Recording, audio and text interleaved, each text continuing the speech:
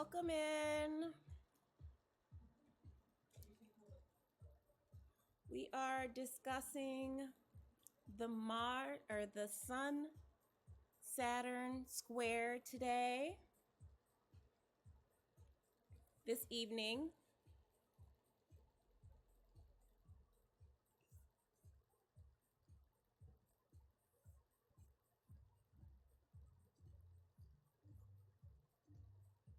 I wanted to take some of these aspects off.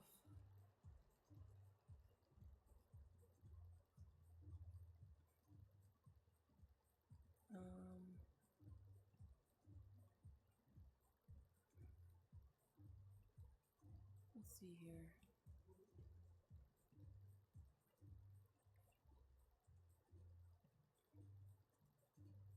Okay. So what we have here is, if we update till now, we have Cancer on the horizon, and the sun is at 25 degrees of Sagittarius, and it's squaring Saturn at 25 degrees of Sagittarius.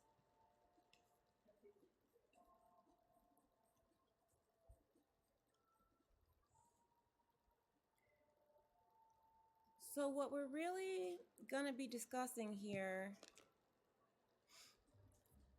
is the fact that the sun represents the plot line. It represents our life. It represents our story, our will.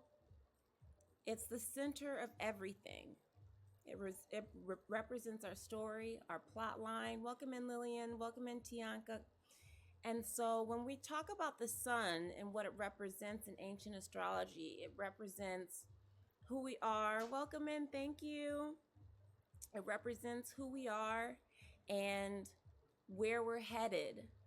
And so in a transit like we have tonight, where the sun will square Saturn, I wanted to talk about what Saturn represents and why this is a red letter, a red circle transit that astrologers have highlighted as something, welcome in, that something that can be challenging for this evening and for the day in general.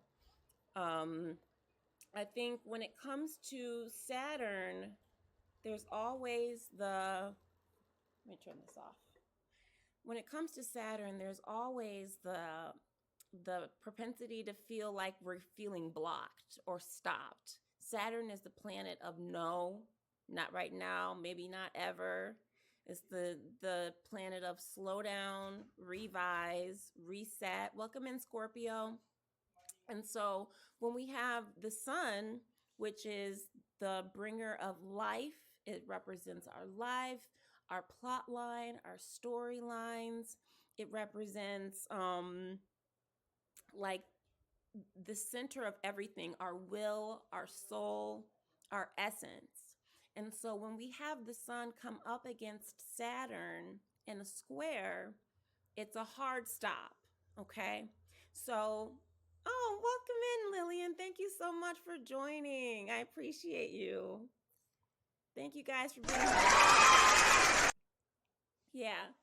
So when we talk about Saturn being a hard stop on something, Saturn is in the sign of Pisces. So I imagine that when we have a transit like tonight, where we have the sun, which is our story or our plot line, in the sign of Sagittarius, which is all about wisdom and growth and expansion and teaching and higher learning and higher experiences. And then we get Saturn coming from a place of Pisces, of an emotional depth of intuition and feeling. We're getting some kind of hard stop that may be rooted in our emotional experience right now, okay? So, what I wrote down was that the sun represents our story or our plot line, and Sun versus Saturn is the end of a story. Whenever we see the sun square Saturn, that typically represents some kind of undesirable result or outcome. If the sun represents the story, Saturn represents the end of it. And so, since Saturn and the sun are coming together in a square, which is not a great transit, it's not a great angle.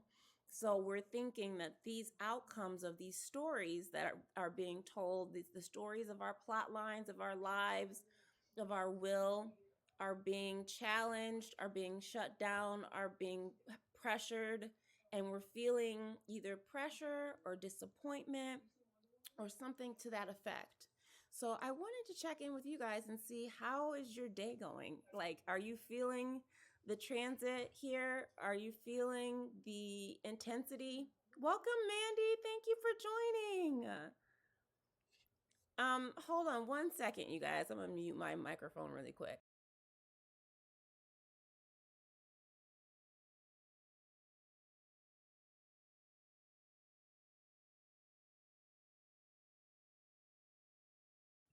Thank you for the daily heart me. Thank you so much. Good evening, Mandy. So, I've been talking about today, what we're talking about is the sun squaring Saturn.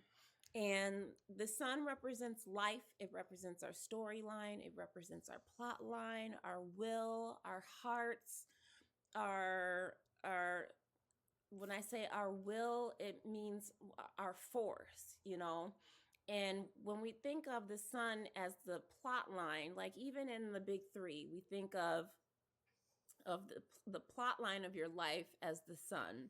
The moon represents your inner self, your emotions, your intuition, your body. The rising sign represents how you show yourself to the world and how you go after things in the world. But if the sun is our plot line, if it's our story, and Saturn is about endings, then we're coming to the end of something when it comes to our story. And that means that, especially since it's a square, Saturn is giving a hard no or a hard redirection, right?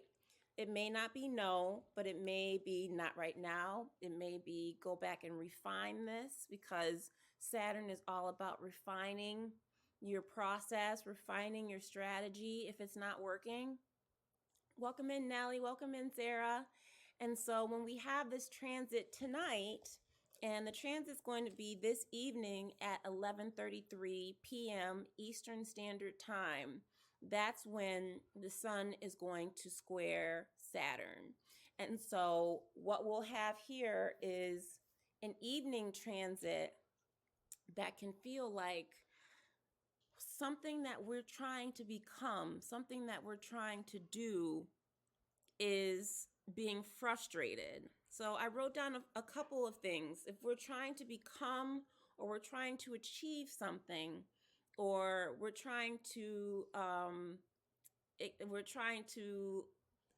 push forward on a certain path, Saturn is going to frustrate that. Okay. So the first thing I wrote down some plot points to this transit. The first one is frustrated ambitions. If the sun represents our ambitions, it represents our hearts, the reasons why we do things, the story of our lives, why we're on the path that we're on, why we're in the stories that we're in. And Saturn represents a frustration of that, okay? So that is point number one. Point two is that Saturn represents delays, slowdowns, and a need for methodical planning and processing. Okay.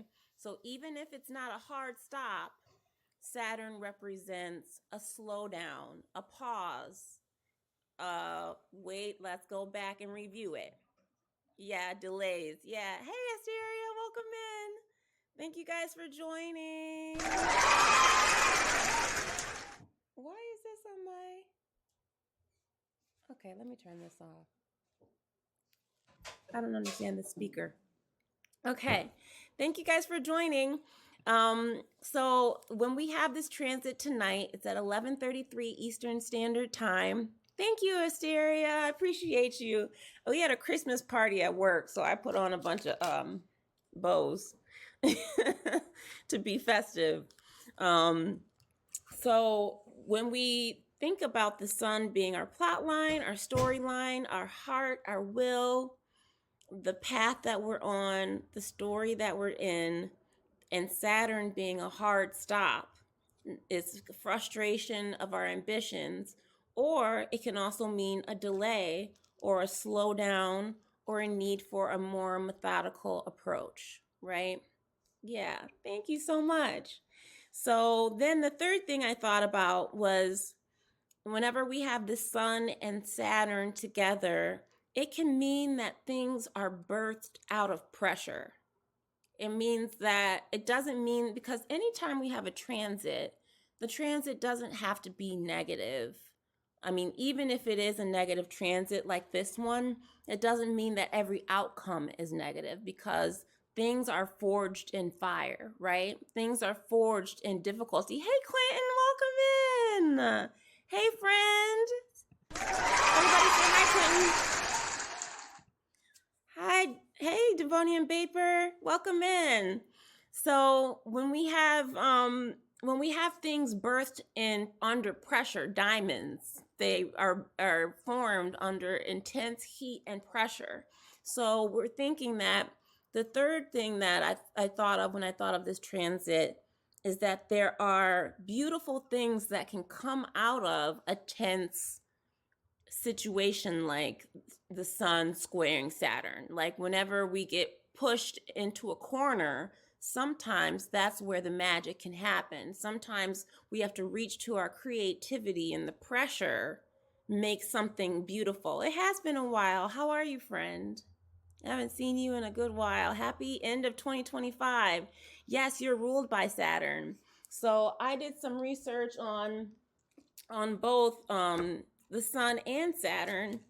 And whereas the sun represents the conscious ego and warmth and spirit and vitality, creative willpower and self-expression, we go to Saturn and we get responsibilities, time and boundaries, qualities of maturity, wisdom, patience, and forbearance. It also means constriction, hardening, boundaries, and separation.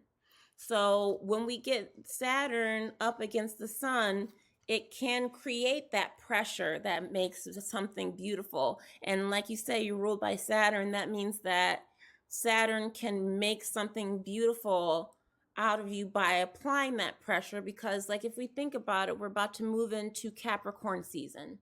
And Capricorn season is ruled by Saturn. And so if you think of any Capricorn you know that they are a very strong person, that they have been forged through the difficulty and the hardship of that Saturn ruling.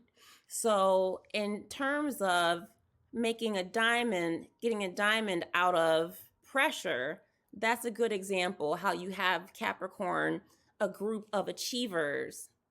Yeah, stubborn. Yeah, because you have to be.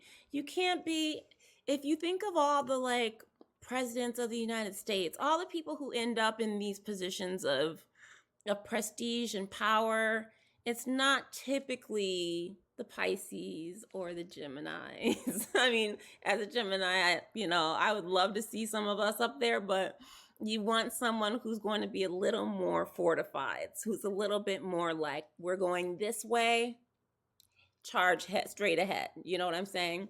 So we have number one was frustrations, frustrated ambitions, the sun being the ambitions, the Saturn being the frustration, the hard stops, the no's, the wait, and the revise. Number two, we had delays, slowdowns, and a need for methodical approach. Number three was things birthed from pressure, okay?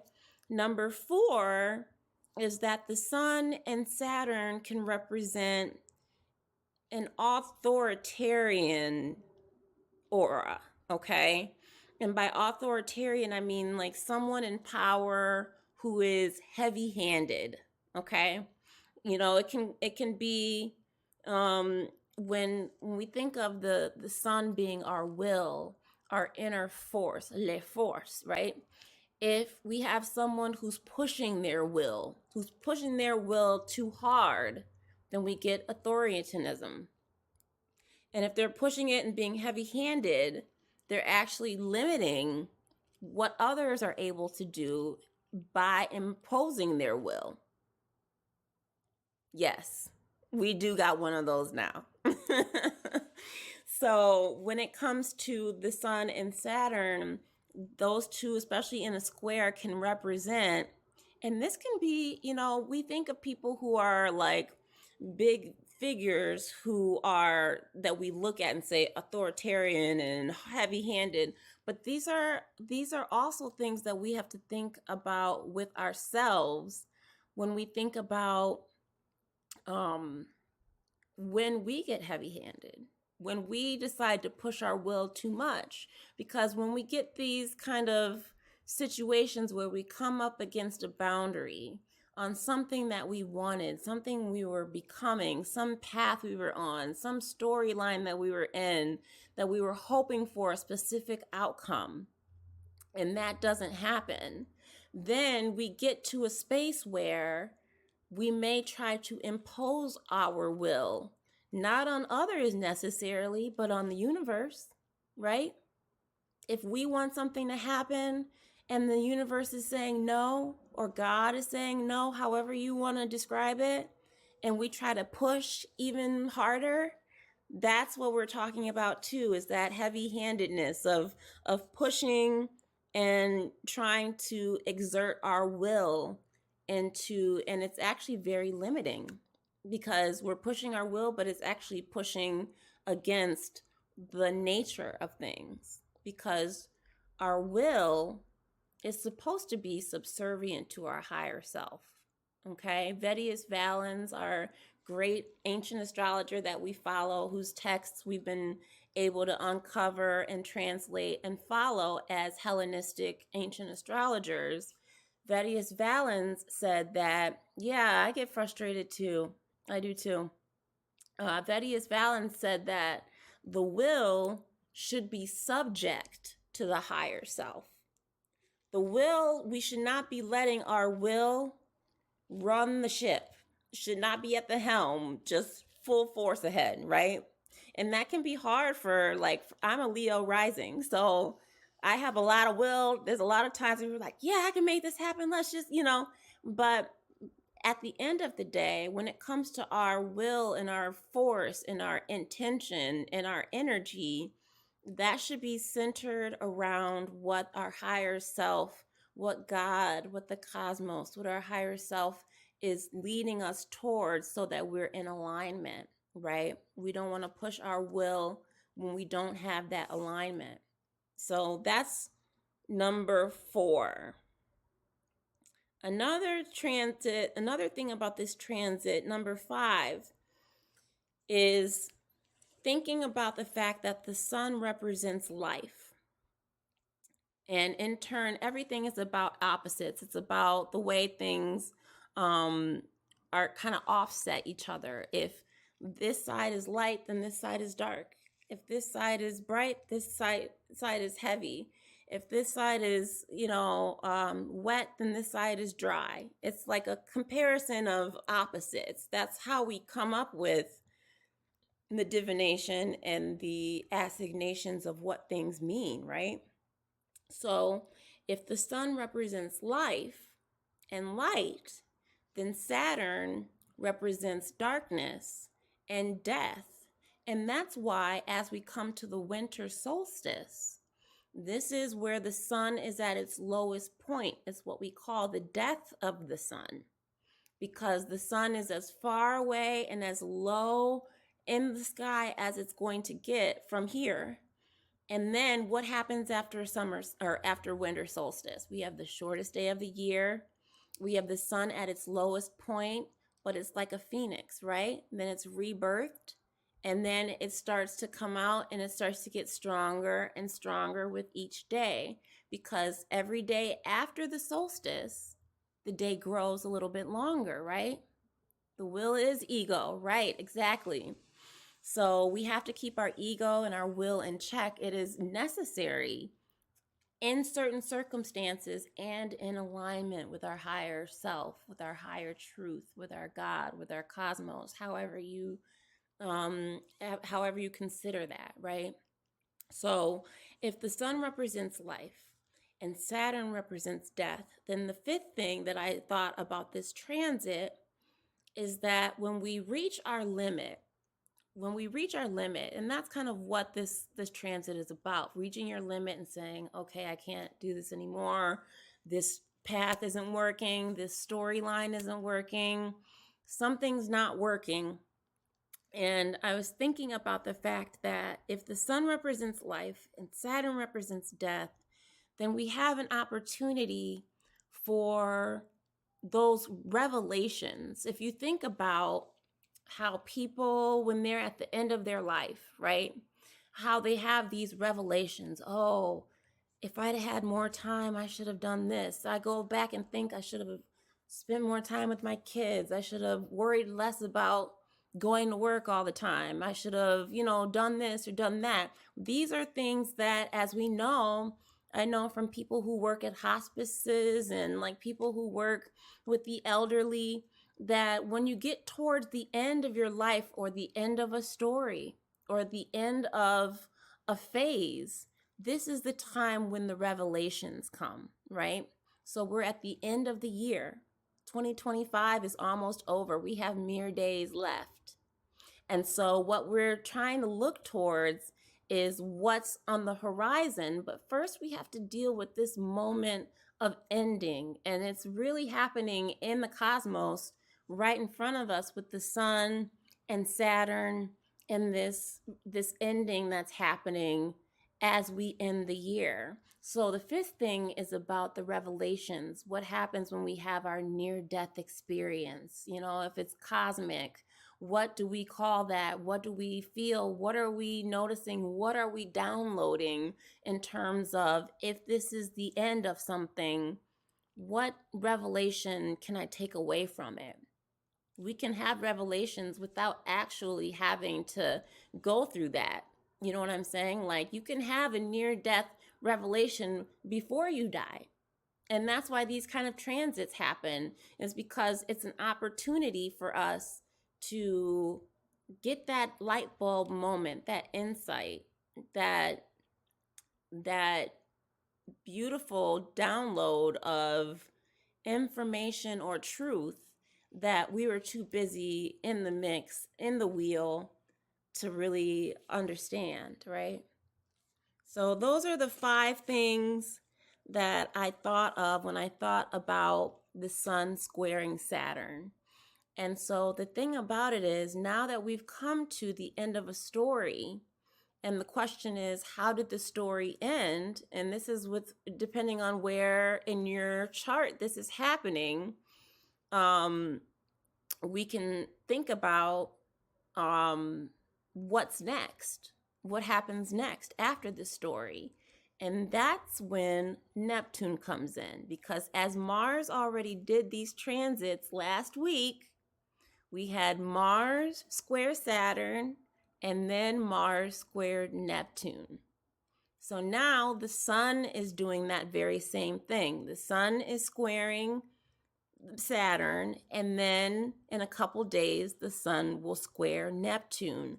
And that will be very important, because I think that is where we will get a lot of downloads of like insight, maybe even healing, maybe a blank creative space to kind of rebirth into. You know what I'm saying? Like, that's kind of the energy that I perceive as being on the way, because we have this new moon on Friday, new moon in Sagittarius, and the new moon is being challenged by Saturn. So that's going to be a tricky new moon.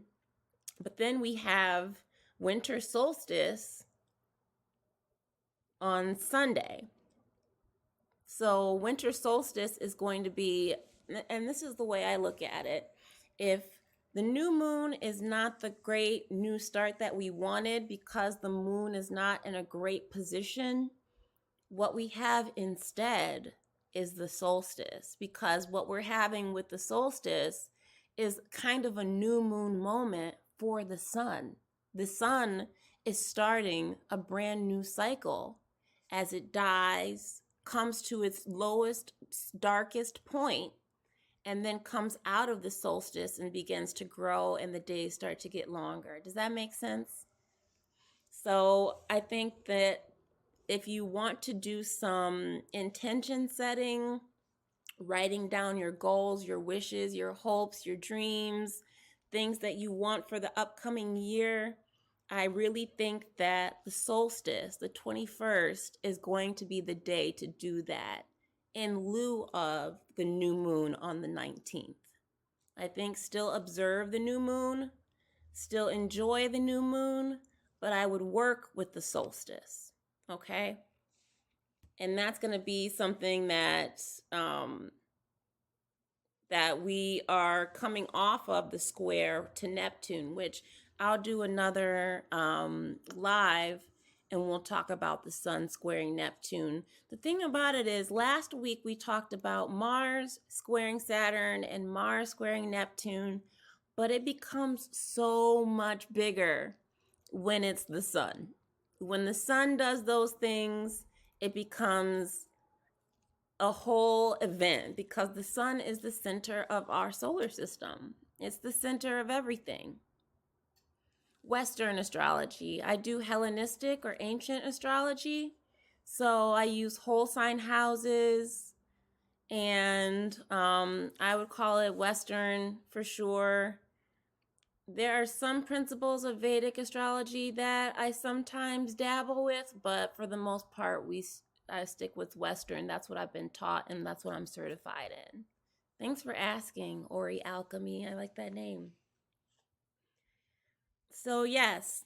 So, those are the 5 things that I think we need to think about when we think about the sun squaring Saturn. Is like that life, death, end of a cycle, end of a story, end of something big, right? Some kind of ending, and how did that end? So now that we have those 5 thoughts of frustrated ambitions, delays or slowdowns, something birthed from something beautiful being birthed from pressure, authoritarian or heavy-handedness, and then at the end of it, we have these revelations from the end, right? Welcome in, Doris. So some of the advice for these transits is to recognize the fact that the will isn't free, but freedom is free. I'm going to say that again. The will is not free, but freedom is free. And what I mean by that is our will is what we do. Welcome in, Salmain. The will is how we exert our dreams and our energy, and we will things. But as soon as we do something, there's a cause and effect, and we're automatically in the pattern, the wheel of we did something, so then the answer is that this is going to happen. We are automatically in a reactive state once we do something. But freedom is free. And we don't have to do anything, especially with these kinds of transits. Yeah, exactly. The will is not free, but freedom is free. So if we think about the freedom is free, our consciousness is free. Our consciousness is not limited to our bodies, to our will, to the rules of this existence, to the laws of the world that we're in, or the laws of the nature that we're in. So if we think about it, it's a time to tap into that freedom that we can achieve in our higher consciousness rather than forcing our will. Because we know that when we force our will, that there's an outcome. Whether the outcome is good or bad, we don't know. All we know is that there's going to be some kind of outcome. There's some kind of reaction, a consequence, a karma, something like that. But freedom is not free. Freedom is free, and freedom we have with our consciousness. Okay. And then another thing to keep in mind as we ponder those four aspects of the Sun Saturn square is that how we respond to adversity impacts the outcome. Okay. It's how we respond to these delays, to these hard stops. It's like the fifth principle, the fifth idea I was thinking about, where we come to the end of these stories, we get to this kind of death moment, and we have these kind of near death revelations. And we can have those things without the actual ending of something. It can be the end of something, but not everything. Does that make sense? So we can have those moments of revelation. And so how we respond to adversity impacts the outcome. If what we do in response to a hard stop, or coming to an end and realizing I can't go any further, or this path was wrong, I ended up in a wrong place I didn't anticipate, and now gotta go back. What we do, how we respond to that, is really important. And if we think about the other concept of the will not being free, but freedom is free, then I think that really it's the hanged man energy. If you know anything about tarot, the hanged man is lying in wait in a not so comfortable position, but he's finding peace in that position of hanging upside down and just waiting for the energy to be fruitful to make a move.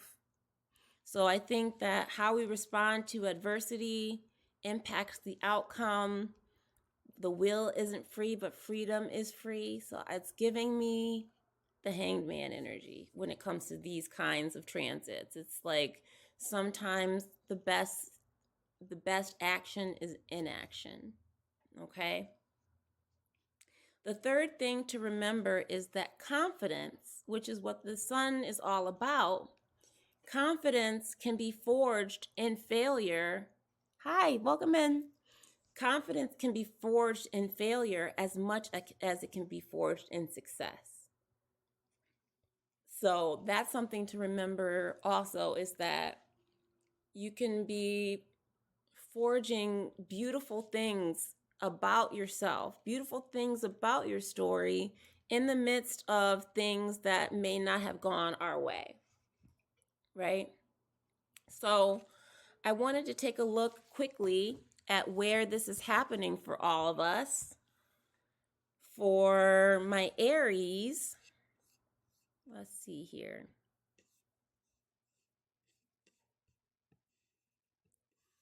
For Aries, welcome in, Jay. Okay, let's go back a little bit.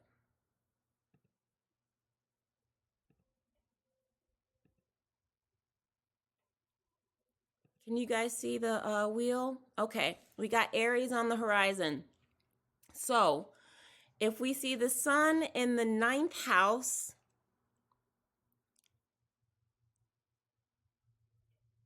yes, Aries rising. So for Aries rising, we see Saturn in the 9th house, and this is where the storyline is happening. Yep, thank you, Asteria. This is where the storyline is happening, and it's happening in a place where we're actually thinking about the higher self, higher meaning, higher learning, higher existence. Thank you. And then we get this hard stop from our 12th place of isolation and secrets. Okay, so and emotions, isolation, and secrets. Oh my gosh, I know an Aries rising, and this is so accurate. And the sun is in the 9th house, trying to parse out beliefs, belief systems, beliefs that maybe they had, that something went, something happened to make them think that maybe that wasn't quite what they thought it was. Yeah. I'm thinking of all the Aries risings I know, and I think that is kind of accurate where like there's something that's happening that's shaking their their beliefs in what either themselves or their higher power or in their own story or the way things were supposed to go or the way they thought things were going. And that 12th house of isolation and secrets is where that hard stop is coming in. Okay, let's move on to Taurus. Let's see.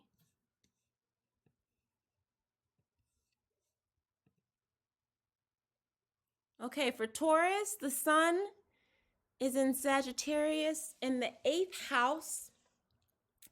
The 8th house is shared resources, intimacy, debt, and subsequently the ultimate debt, which is death.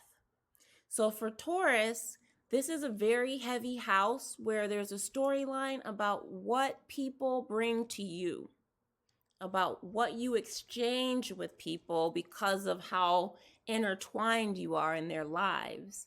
So this could mean with this transit that there's some story happening here about loved ones that you're connected with, that there was some kind of outcome of a shared resource between the two of you or several of you, I don't know, that was supposed to go one way and it's going a different way because Saturn is coming from the 11th house of society, of well-wishers, social circles, friends.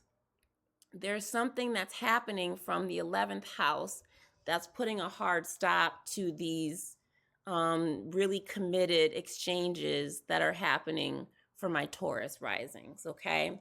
So your storyline that's coming to a hard stop is somehow involved in your intimacy, your shared resources with others, and ultimately what that means you might or may not owe someone or what someone owes you, okay? Let's move on to Gemini. Okay, for Geminis, this is fun because this is a mutable. So with my mutable signs, this is going to be even more impactful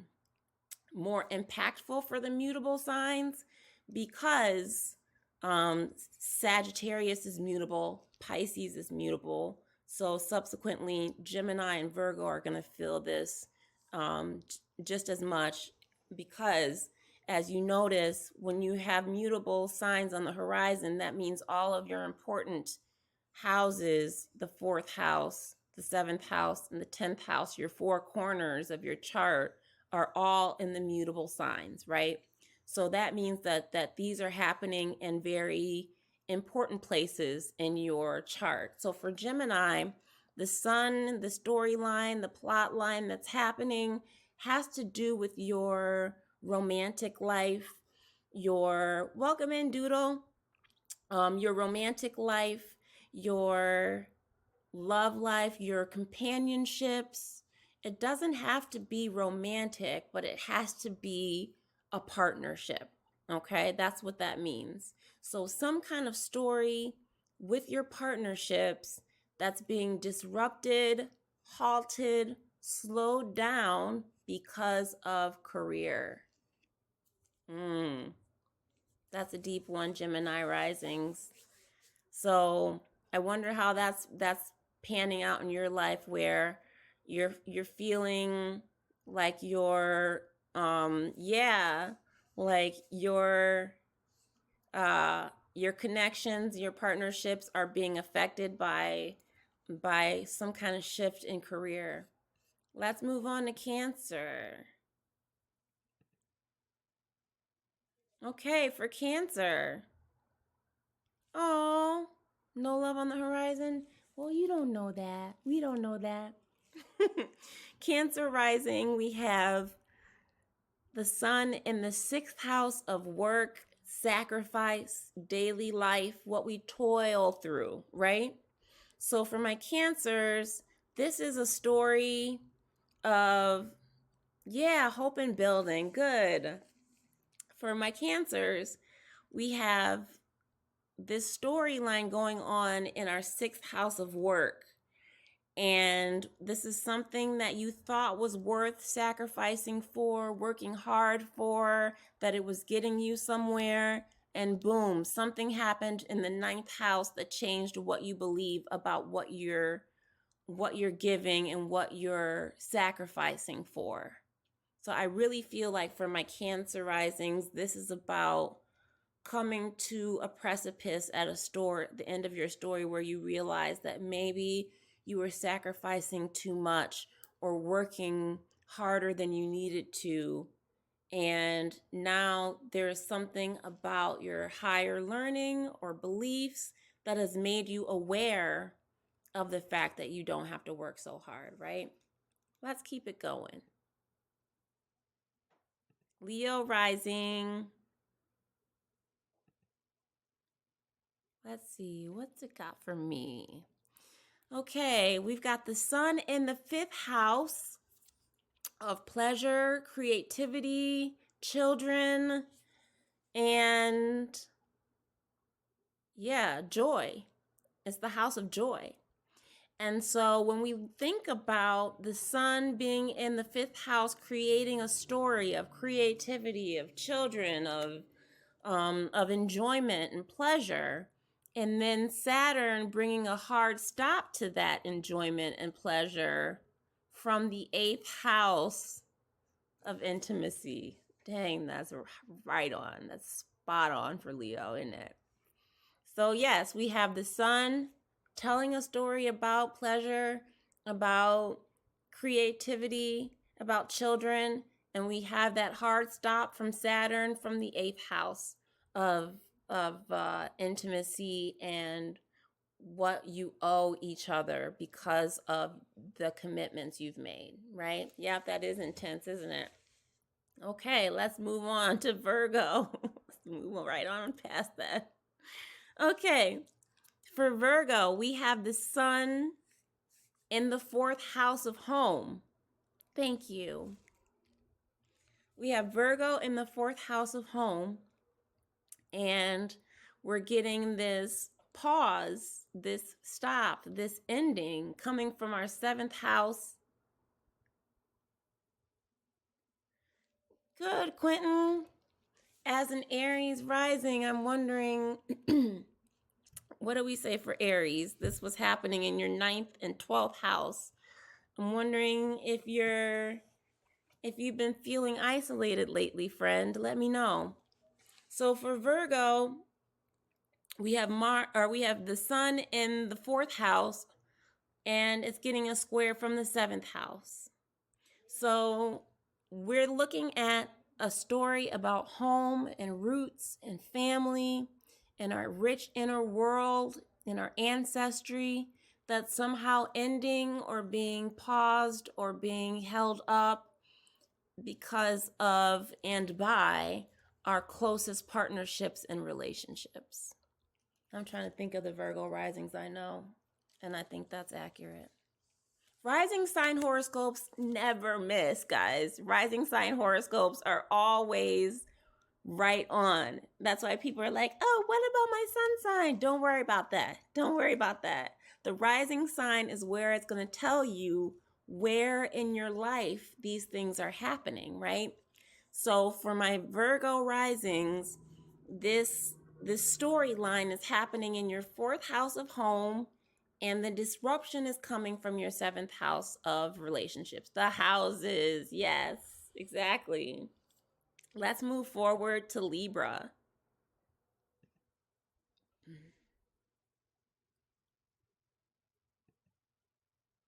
Okay, Libra. So for Libra, the sun is telling a story from the 3rd house of daily life, the 3rd house of the mind and our everyday people. You're so welcome, Quentin.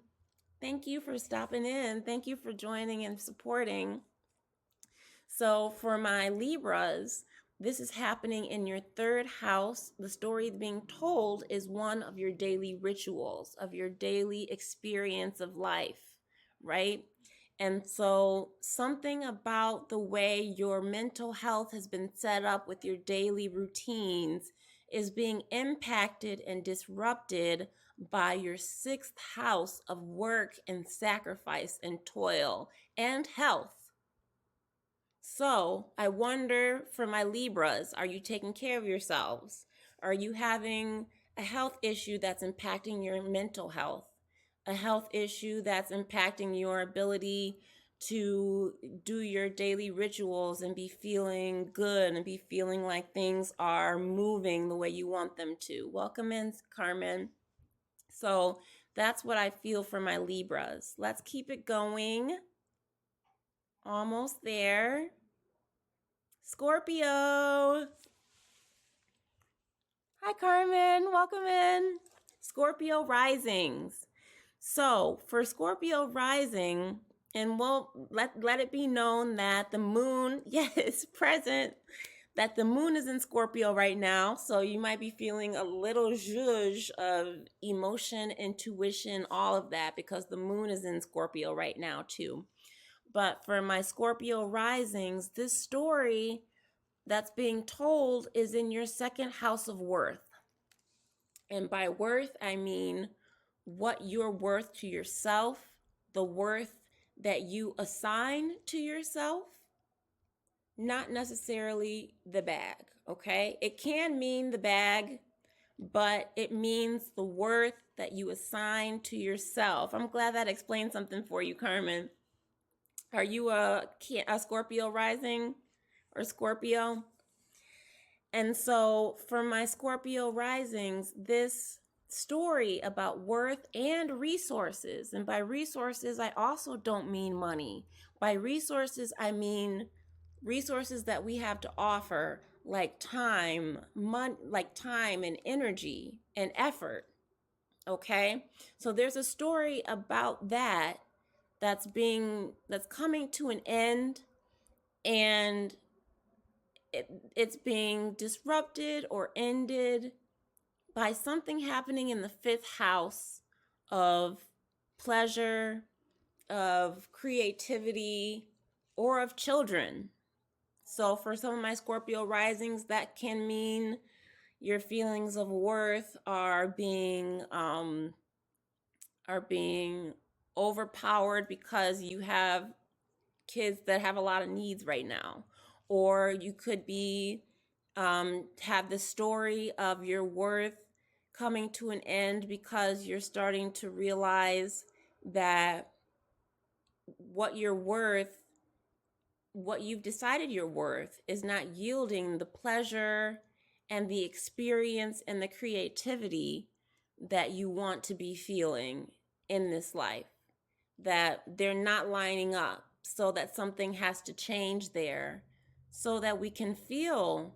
Because for my Scorpios, I know Scorpios are very deep. They're always digging deep. So the question is, how can we get this fifth house more activated, of pleasure, of creativity, of fun, of creation, right?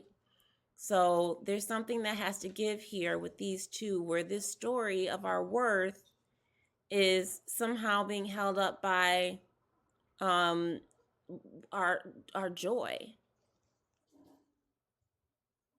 Yeah. And it's about to shift real quick. Tomorrow the moon moves into Sagittarius. And then we have a Sag new moon. So it's about to get real spicy real quick for the weekend. And then we have the new moon on Friday. And then we have the solstice on Sunday. It's about to get very festive. That's why I'm wearing my... Hi, Stevie. So that's what I have for my Scorpio risings. So next, let's keep this going. We're almost there. For my Sagittarii, this is happening in your first house. Hi, Stevie. For Sag rising, yeah, we love the spiciness. We need it. For my Sag rising, the storyline is happening in the self. The story of you, of who you are, where you're headed, how you present yourself, how you're reinventing yourself or discovering yourself. And hi, Stay Pure, welcome. So for my Sag risings, the sun is telling a story about who you are. The first house is literally the only house that's singularly about you. So if the sun is in the first house for my Sag risings, this story of who we are is somehow being disrupted by the fourth house of family, roots, the mother, energy. Hey, Jay, how's it going? Good to see you. Doing some horoscopes, that's all. So, for my Sag risings, we're having the self versus the family somehow. What's happening there, my Sages, with your family infringing on who you are? And the thing about it that I've learned over the years when I see these kinds of things in charts is that the family does not have to be actively infringing on the self. It can be programs from the family, programming that we've gotten from our families. We get programs from our mothers, from our fathers, from our siblings. We get these ideas of who we are because of how they're reflecting us back to ourselves, right?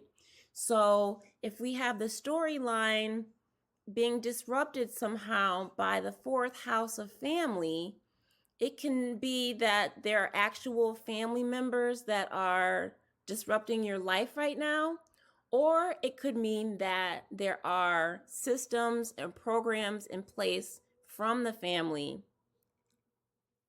Gemini rising. Oh, we did Gemini rising. That was, your seventh house of relationships. What's going on in your love life?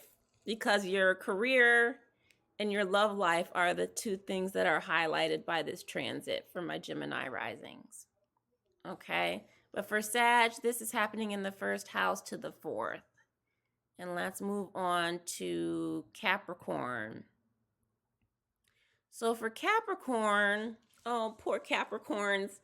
Capricorn rising, the story is in your 12th house of isolation and secrets. Okay. Oh, okay. See you, Mandy.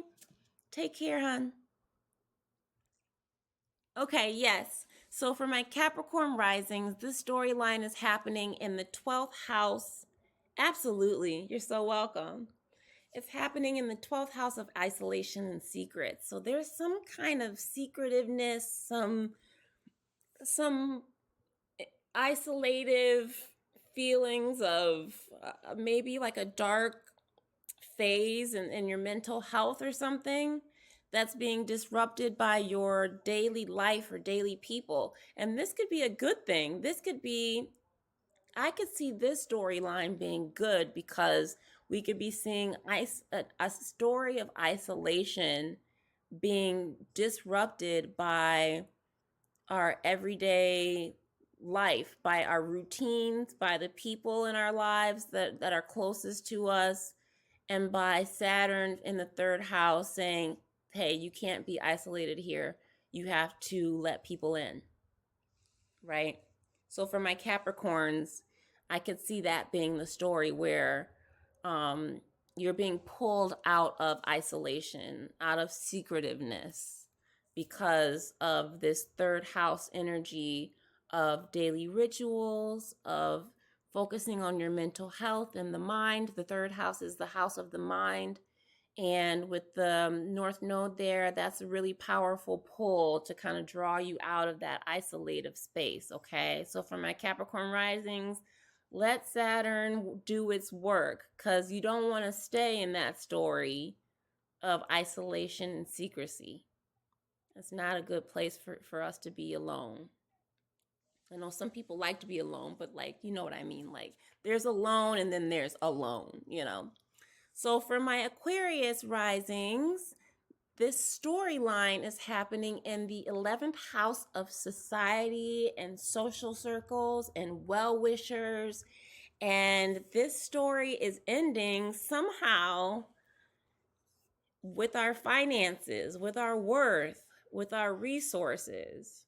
Something about, and you know what this kind of makes me think of? Like keeping up with the Joneses. Like maybe an Aquarius is trying to keep up with their friends or keep up with their social circles, and the resources are saying, no, we really can't right now. This is not the vibe. This is not the way. We can, if this is what it takes to keep up with these people, then maybe we need new social circles. I don't know, but that's kind of what I'm getting from my Aquarius rising, is that you have this 11th house of social circles and people, and keeping, like, sometimes keeping up with the Joneses, and you've hard stop house of worth and resources. So that could be the story there. It could be, let's see, what else could it be if it's not that? It could also be like your social circles are making you question your own worth. It doesn't have to be literal worth, but what about your social circles, about what he said, she said? There's a lot of chitter chatter in the 11th house. What is that doing for your feelings of worth and what you have to offer people as far as your resources, right? Okay, let's move on to Pisces. For my Pisces, which is also the last mutable sign, this is happening. There's a story happening for my Pisces risings and your 10th house of career. And by career, I don't mean just your job. I mean what you're here to do. I mean what you are trying to accomplish, right? Oh shoot,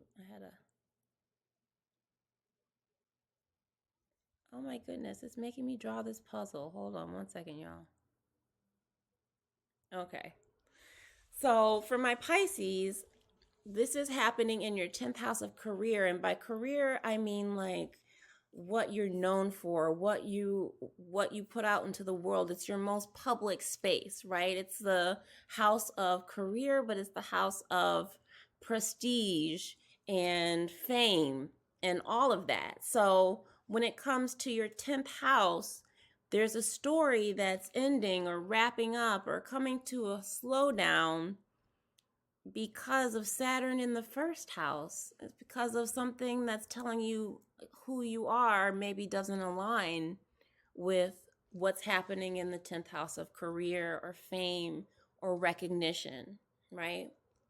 So for my Pisces, that's a pretty simple message that the storyline is happening like your 10th house, career, prestige, acknowledgement, all of that.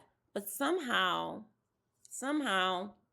there's some kind of discrepancy there with who you are deep down, and whether that's being shown, whether that's being depicted accurately or not, right?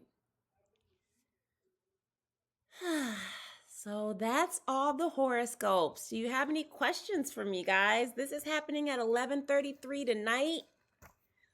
So, and this transit is like a 2 to 3 day transit. So thank you so much. It's a 2 to 3 day transit. So I want to know how this is playing out in your lives.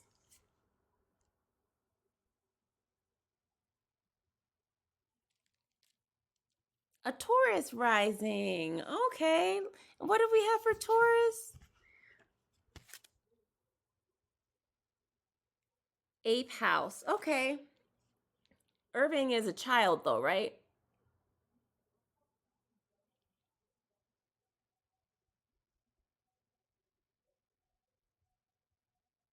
Relationships and resources. Okay. So I would imagine, hmm. Well, as a child, he's as a child, Irving isn't really coming into making those kinds of contracts with people so much yet. That's the kind of beauty of a house like the eighth house, is that those kinds of agreements, those kinds of alignments, like he's not signing a lease with somebody or yeah, exactly. It's the kind of thing where I could see from for a child, I could see something happening where if something happens that someone bequeaths something to you, or you get an inheritance or something like that, or yeah, it is more playful for sure. It doesn't become serious. It does not become serious until well, how old is he? I think 12 is the age of 12 is the age in which we really, our hearts, our soul, our spirit, our bodies all really, okay, so 11. So 12, he's just under it. 12 is when we really start to, when we're formed, when we're fully formed in terms of spiritually. I think that's the, when we, if you look at the wheel here, if you look at this wheel, we spend each year of your life can be represented by each house. So if that's the case, we don't get around the wheel. We make it around the wheel one time, and then we come back to 12 and start again. So 12 is where we really kind of are starting from a place of being fully formed, having moved through each house at least once, and that's why you get like confirmation, bar mitzvahs, bat mitzvahs, like across different religions and belief systems. Yeah, across a lot of different belief systems, that is one value that's been kind of overarching, is that around that age, what in Christianity we used to call it the age of accountability. But that's the age where you really come into yourself. And yeah, we'll have to take a look. At 12, that's a good time to actually get like a first reading or take a little peek at the chart. I don't like looking at like young people's charts so much because there's just so much that still has not been activated, right? There's so much that's just not even happening yet. So, but I appreciate you guys. I'm going to rest my voice. And let's see, I will probably be back on.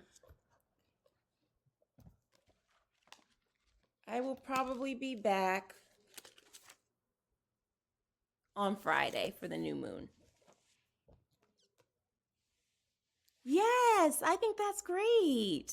And there are good, fun ways to keep it light and keep it like low key for preteens, in different ways that we can kind of devise to like just look at the important stuff and look at like, just relationships with the mother and relationships with the family and how to kind of ease into the harder stuff. Thank you, Quentin. I am doing good. Happy holidays, you guys.